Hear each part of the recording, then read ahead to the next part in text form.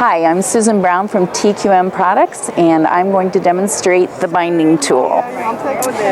And the binding tool has all your instructions printed right on the ruler, and we're also on YouTube, so you can go online and watch a demonstration. You're going to leave a 12-inch opening, and I mark that with 2 pins, start sewing my binding where the first pin is, and go around to the second one. And then the ruler, the flat edge butts up to where you quit sewing. You bring your binding over the top, and you're going to mark where it says mark here on the ruler. You'll open this up on your cutting mat and bring this down, and you're going to make your first cut, which is an A cut, lining the A up to the mark that you made. You'll rotate the ruler, bring your binding over the top, and mark where it says mark here. You're going to open this up on your cutting mat, and this time you're coming down with the B, and there's a line right by that B, and you're going to line that line up with the mark that you made, and you'll make your B cut.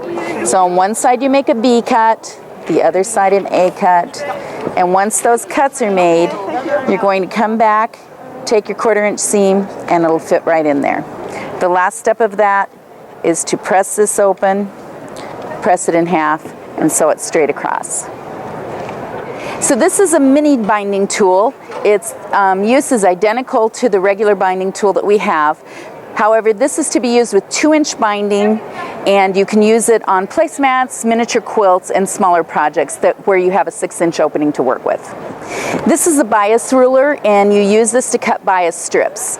The ruler itself is 2.5 inches wide, and it's 1/4 inch gridded, so you can move it to whatever width you want to make your binding or your bias strips. Applicators like this because they can make a 3/4 or 1-inch strip to make stems or vines, or to cut bias strips for piping or your binding. When you do cut your strips, make sure that you clip this little corner off so that when you go to put your pieces together, they're just going to line up like this.